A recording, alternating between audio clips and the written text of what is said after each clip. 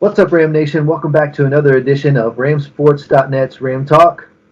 Alongside me is my colleague Cameron Irvine. I am Ryan Keating, the Sports Information Director at Texas Wesleyan, and today we're talking to a very special guest, a very hardworking uh, Director of Athletic Training, and Peter Brock. Peter, how's it going today? Doing well. How about you? Good. Cameron, you all right? I'm great. How are you, Ryan? Good. All right, so Peter was named the head athletic trainer in 2019, but he has been on staff since 2011. He oversees athletic training operations for all 20 of our sports. He is a native of Syracuse, New York, and holds a Master's of Science in Education from Baylor University and a Bachelor of Arts in Athletic Training from Cedarville University. During his time at Baylor, he served as a graduate assistant from 2009 to 2011 with baseball and track and field. He is He is a BOC certified athletic trainer since 2009 and a Texas licensed athletic trainer, and holds memberships in the NATA, which is the National Athletic Trainers Association, and the Southwest Athletic Trainers Association, which we're all in the athletics field familiar with as a regional athletic trainers association. Peter, let's get right into it. I know this COVID-19 situation is very fluid, and this summer will be extremely important in what sports will look like going forward. But I guess the question on my mind, and I assume on the minds of others, is how will Texas Wesleyan Athletic Training handle athletic events, and what type of COVID-19 safeguards will be in place? With that in mind, I'd like to hear some scenarios of what our events might look like. First, in terms of the student athlete and protecting them, and then maybe in terms of fans in the stands. Okay. Well, thanks for having me on here. First of all, the priority of the athletic training staff and the athletic training program at Texas Wesleyan has always been to keep the health and well-being of all of our student athletes paramount. There's a lot of speculation these days as to the best way to help our student athletes, to keep them safe, to do everything we can to separate people who are healthy from those who are unhealthy. And to this point, we've put together some procedures and protocols that will kind of help us stay in the right direction with keeping everyone safe. One of the first things that we have been doing as an athletic training program is trying to accumulate a great number of face masks or face coverings that we can have available for not only the athletic training staff, but also our student athletes and our coaches as well. This is the first step that we can take to kind of keep everyone safe, in addition to limiting the number of people that we encounter. But when it comes to the athletic training staff itself, we are going to be in the front lines eventually whenever this outbreak slowly comes to an end. So to help protect the athletic training staff, my staff and I have been putting together just a list of different things that we need, including gloves and gowns and plastic face shields. And we are getting those on campus as we speak. They've been ordered. So those will be used by the athletic training staff to kind of help ourselves to personal protective equipment, the PPE talking about there. That will kind of help keep all of us athletic training staff members safe. And then it will also help keep our athletes safe, so that way we limit the amount of exposure to this virus. To kind of go along with that, the athletic training staff is having each student athlete that's coming into contact with us, we're having them complete a questionnaire. So this questionnaire will ask questions as far as, what kind of current health conditions or current health issues they're dealing with, whether they've been sick recently. It also helps us record their body temperature. As we've come to realize over the last few months, keeping record of body temperature is helpful in kind of keeping this at bay and limiting the exposure to others. So that's our first goal right now. We really want to be able to collect as much of this PPE as possible, so that way we can keep the athletic training staff, our coaches, and our student athletes as safe as possible. The CDC and maybe I've heard this from the coronavirus task force as well, that wearing face masks doesn't necessarily protect you, it protects others. So I kind of like how that putting a mask on is more of a selfless act than a selfish act. So can you explain or go into more detail of how wearing a mask is important? Absolutely. So I've been making some masks here at home, like this one right here, with the help of my wife, of course. I'm not the one who's making them all here. But they are helpful because they will allow us to cover our mouths, cover our noses, in case we were to cough or sneeze. And it will help prevent the spread of that virus from one person to another. If we're coming into close contact with others, we're within that 6 feet of range that we've been told to stay apart. If you're going to the grocery store, it's really hard to keep that 6 feet apart. There's a lot of other situations where you may run into where 6 feet is difficult. So wearing a face mask can definitely be a good option. It's highly recommended. The athletic training staff is going to be wearing these kind of face masks like this one right here. And any athlete that comes into the athletic training room for the foreseeable future will be asked to wear a mask, and you'll be provided one of those. Very cool. So let's kind of get into the training program at Texas Wesleyan. How is it structured? Like, so do you have a student athlete assigned to every sport?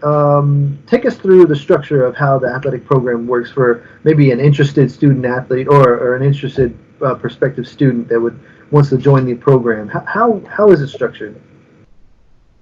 As of right now, the athletic training program on our side with the staff, there's 4 staff athletic trainers, including myself. There's me, Dominique Brown, Travis Terranova, and Aubrey Laurent. So the 4 of us oversee athletic training care for all of these Texas Wesleyan student athletes. We currently have approximately 25 athletic training students. Wow. In the athletic training education program, that is. Unfortunately, that program is going to be slowly dwindling in numbers because we have an undergraduate athletic training program currently, and that is being phased out over time. The athletic training education competencies are requiring us to move to an entry-level master's or to a graduate level education in order to be an athletic trainer. So if you're not in an athletic training program right now, it's going to be very difficult to graduate with an undergraduate athletic training degree, unfortunately. So as of this point, we are not taking any more applicants to the athletic training education program. Peter, the athletic trainers have to work with every sport. It makes your department like our department in sports information. But not only do you have to have athletic trainers at every event, but you also have to have athletic trainers at every practice. Is that right? Yes. So obviously we have some limited resources with only 4 athletic trainers for, I believe it's 20 sports that we currently have right now. So unfortunately, we have to put athletic trainers with teams that have the greatest risk for injury. So we do our very best to have an athletic trainer at every practice. However, there are some instances where we need to put an athletic trainer at a home event as opposed to a practice. Our goal is to have an athletic trainer every single home competition, whether it's football, baseball, soccer, all across the board, just to make sure we have adequate coverage there. And then for the other sports that we do not have on-site athletic training coverage for, we are on call, and our coaches are free to contact us if if an injury were to come up, where we can come and be of aid as soon as possible. Point being that athletic training is as widespread in the athletic department as I mean as anybody, probably more so than any other specific department. I mean, it is a ton of work caring and protecting and ensuring athletic health and wellness and safety. How do you as the director handle that scheduling and that juggling of different events? Me and Ryan know what it's like to have a weekend where it just doesn't feel like it's going to end. There's just so much stuff going on. I can definitely attest to that. There's a lot of behind the scenes work that goes on. But I couldn't do any of this work without my amazing staff. I have an incredible group of fellow athletic trainers I work with every single day. We're still working even now, even from home. But the most important thing we can do is to plan ahead. If we don't have the necessary equipment on hand to help people, then we're not going to be able to be of service.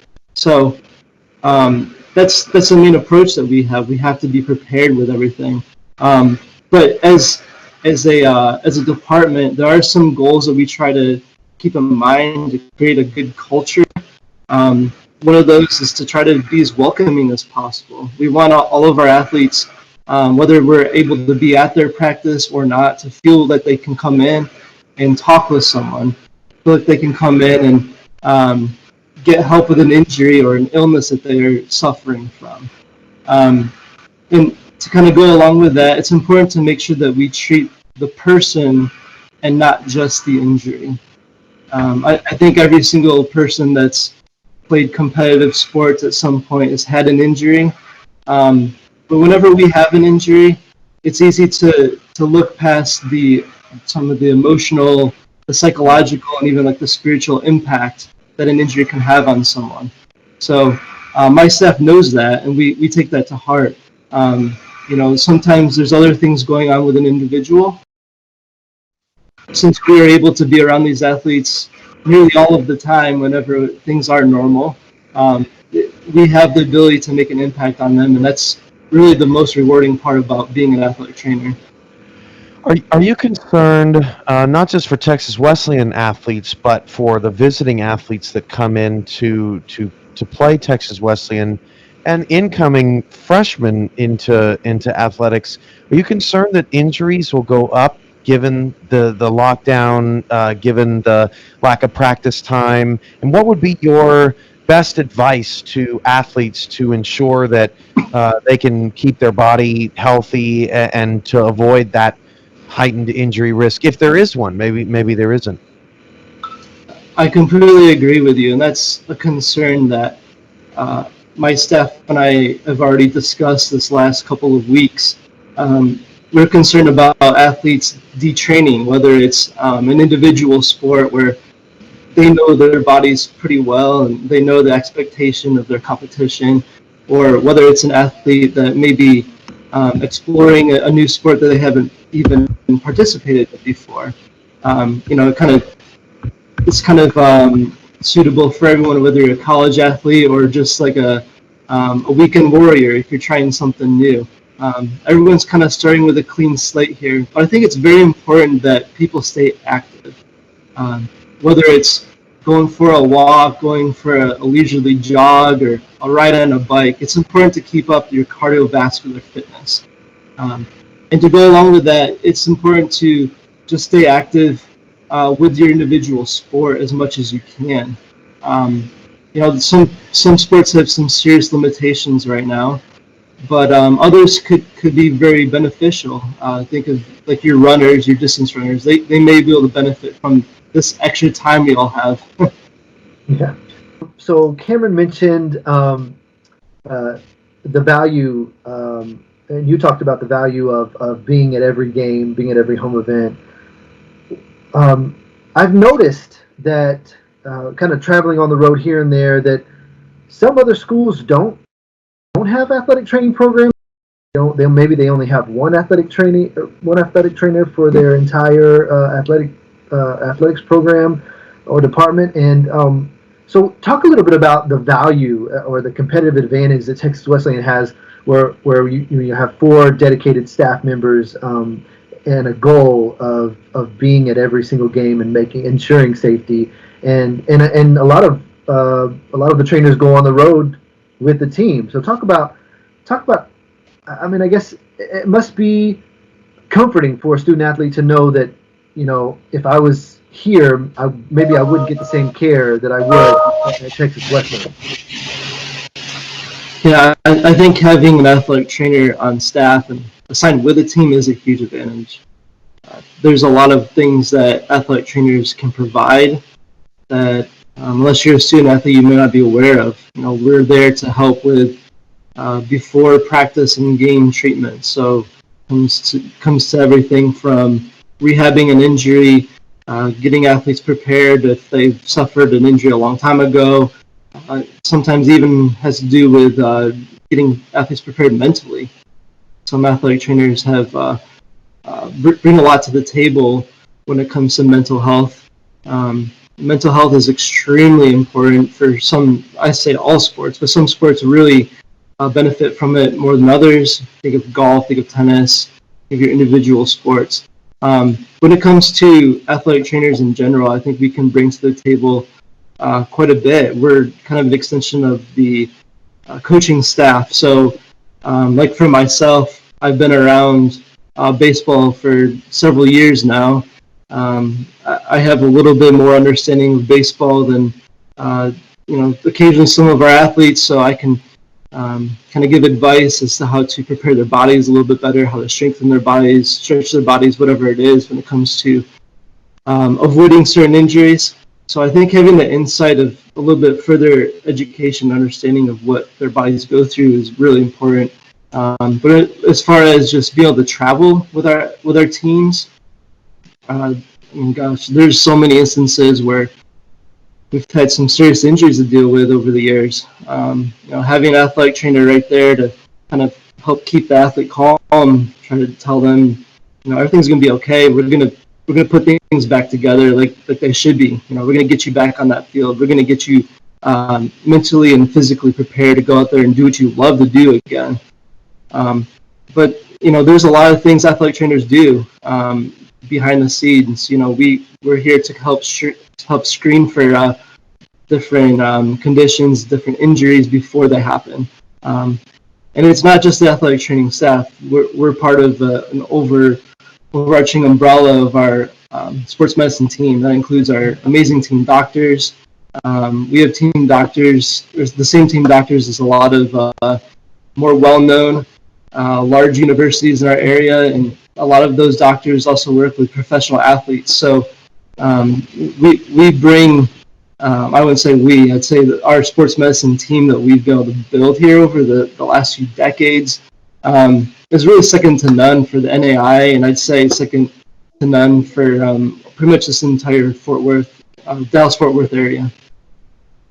I think I can't imagine being a student athlete and being on the road and getting injured and then not having that comforting feeling of someone that I know, that I've worked with, that I've seen from day one come and say, it's going to be okay. We'll get you fixed up. And instead of like maybe not having one at all. I mean, to me, it just seems like an amazing benefit for the student athlete. So Peter, you mentioned your amazing staff a couple questions ago. Go into a little bit more detail about Dominique, Aubrey, and Travis and their personalities and their strongest traits and what they bring to the table. Oh man, I could go on all day talking about them. They've been so amazing. I feel like each person does have like a particular trait that sets them apart and makes them very valuable. Take for example Dominique. She's very patient. Oh my goodness, it's so difficult to work with the volume of athletes that she does on a daily basis. But she's so well organized and so patient. Oh my goodness. Um, take Travis for example. He's very thoughtful in everything he does. You can tell that he's not very quick to come up with an answer, but it's because he puts time and puts a lot of thought into every action he puts together. He's very good in his rehabilitation, I'd say. And then take Aubrey Laurent, for example. She's been with us for almost a year now. She's been working primarily with volleyball and softball team, and she's done really well. She's very flexible and adaptable to the situations that are presented so far. But I'd say that our entire staff as a whole, we mesh really well. Every little situation takes a certain perspective on things, and I think having our collective meshing of ideas has been really effective so far. So, who is Peter Brock when he's not at a practice or at a game or traveling with the team? What's on your mind, and what are you doing? Huh, it's a tough question. um, Gosh, I haven't had this much time to myself as I've had this last 2 months. It's daunting in some ways. The things we're up against and trying to prepare our teams, prepare our university to getting back to normal. But me personally, I try to be outdoors as much as general. I feel like that's a great way to relieve stress, whether it's just going for a little walk, getting some sun, and or going fishing, something that's just a little bit more leisure-like. I really enjoy being outdoors. What's the worst injury you've ever suffered through? That I've personally suffered through, well, I injured both of my knees when I was in high school. I played soccer, I played basketball, I ran track. I pretty much played every sport that my school had to offer. We didn't have football where I went to school. But yeah, I actually tore ACL in each of my knees while playing soccer. Wow. I tore one of my right knee my sophomore year of high school, and then my left knee the following year, just about 12 months apart. So I think a lot of athletic trainers can say this, but their personal experience with injuries like that have really helped mold me into the person I am today, and kind of given me the drive and the desire to kind of help people out that have similar circumstances. And you were able to heal yourself back then, right? Oh, I wish. I had some amazing doctors. I had a physical therapist that I created a pretty good bond with when I was in high school. I didn't actually work with an athletic trainer because we didn't have an athletic trainer at my school. But once I figured, or I was able to learn what an athletic trainer was, kind of helped point me in the right direction as to what I wanted to do with my life. If you had an in-home chef for a day, what would be your breakfast, lunch, and dinner requests? Would it be very healthy as an athletic trainer, or would you go all out and say, forget it, I'm going to eat what I want? Oh man, that's a really difficult question there. I'd say anything for breakfast I'm fine with, but as long as I have coffee, I'm a big coffee person. Like for example, I've already had 2 or 3 cups of coffee already today, and most of the athletes I'm around know that about me. So breakfast has to involve coffee. I'd say lunch. I'm a pretty light eater for lunch. I kind of eat on the go a lot of times, or grab a lunch and take it with me and eat it at practice, that sort of thing. So I'm fine with just a sandwich or something like that. But when it comes to dinner, I'm a big seafood person. I love shrimp. I love salmon, all that kind of stuff. So yeah, bring that on. Very nice. So, Peter, you did you go to high school in New York? I did, yeah. I went to a small private school just outside of Syracuse, New York. Okay, and so there must be some good seafood eaten in Syracuse. Did you have a favorite spot or? My parents' favorite spot is a fried fish place they call Doug's Fish Fry. Okay. They go there all the time. Fried food is obviously very tasty. Um, yeah, I can pretty much eat any kind of seafood. I'm down for that anytime. And you got family still in New York? How are they with all this? Yes, I do have family in New York. My parents are still in the area. My sister and brother-in-law and my nieces and nephews still live in the Syracuse area. Um, Currently, they're still in like a shelter-in-place situation. So they're taking this very seriously and limiting how much they're going out and really limiting things to bare essentials, I guess you'd say. But with it as cold as it is there, it's not too difficult. It was snowing there this last week, so it's easy to stay at home when there's snow on the ground. Yeah, I'm sure. That's crazy. Okay, so talk about a little bit about your Baylor University days. How was it at Baylor down in Waco? Are you a true Bear convert, or you still hold some Cedarville University ties? Oh man, I'd say I I'm still a fan of both schools, I guess you'd say. Yeah. Cedarville University was a small NAI school when I went to Okay. school here, a lot like Texas Wesleyan. Actually, pretty close in size as well. But they recently moved to Division Two, so they compete in a different conference now. So um, their whole makeup as an athletic department looks a lot different today than it did when I was there. Um, but when it comes to Baylor, I mean, I'm definitely a Baylor Bear, and so take that to heart. My wife and I are both graduates from Baylor, actually. So, Okay. we'll follow all of their athletic teams, especially on TV whenever they are back on TV. But we'll try to go down there, once every 6 months or so to reminisce and just kind of be around the athletic department as well. You talked about your playing days a little bit. You played soccer, you played basketball, you ran track. Um, at the risk of maybe making some other student athletes jealous, what's your favorite sport? Ooh, that's a dangerous question right there. Well, having never played baseball, I'd say it's more of my favorite to engage with athletic training, just Okay. because I have, um, gosh, 10, 12 years of experience with college baseball now. Um, as far as like being a spectator, I mean, I can't pass on college football and college basketball. I mean, they're just so intense, and you know, I miss it. I'll just put it that way. Yeah. uh, so we've been asking our coaching staff this question, and I'd like to get your opinion.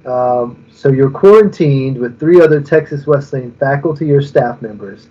Who would they be? Oh man, I think I'd want to be around people I know best. First of all, um, I'd say Josh Gibbs would probably be at the top of my list just because I've known him and worked with him for so long. He's definitely a bit of a jokester, so he would keep things nice and fresh. um, wow, let's see. I'd probably say Kevin Milliken just because he just knows everything about Texas Wesleyan. He just brings so much knowledge. Gosh, I don't know how long he's been at Wesleyan. I don't want to make him sound older than he is or anything, but he knows his way around the school for sure. Um, Boy, and then I'd probably just say one of my staff members if I could, just because they're just great people to be around. They're easygoing, and um, although we don't always have the same exact ideas, we are like-minded overall. So I can't pick one of them, but one of those three would be fine. So you only have one show. Well, let me ask this question first. Are you a TV guy? Or are you more of a music guy? I'm more of a TV guy, TV and movie kind of guy. All right. I So, Yep, so you got one show to binge watch for the rest of your life. Which would it be? probably The Office. Solid choice. Yeah. Solid choice. Um, if you could switch jobs with any coach for a week, what sport would you coach and why? Ooh, with any coach. Hmm. Excellent question. Um, Probably Coach Nat. To be honest with you, I don't know how he does what he does on a daily basis. Uh, he's at campus well before any other staff or athletic staff member, as far as I know. Just to spend a day in his shoes would be really interesting to see how he can lead that big of a team on a daily basis, almost by himself. So I definitely have a lot of props to him. It'd be kind of cool to see what it would be like. Yeah, that's Nat Amari, our track and field and cross country coach. What was your favorite subject growing up in school? History. I don't Yeah, know I why, love it. but it just kind of came naturally to me. Yeah. My dad is kind of a history buff, so I guess I inherited a little bit of that from him. Any section of history in particular? I'd say like American history. Um, I guess from American Revolution to like maybe Civil War era sort of thing. Very cool. So you you just launched your social media handle for athletic training. Uh, do you have any more social media channels that you're on, or the athletic training programs on? How can people follow you? That's right. We did recently start up our own Twitter page. So my staff has been uploading pictures and just quotes and facts and things like that onto that page. We've also started our own Instagram account. Okay. I think that's just getting off the ground right now, so that would be a great way to follow us and see the different things that we're going to be posting. We don't have a Facebook page as of right now, but that's something we may look at in the future.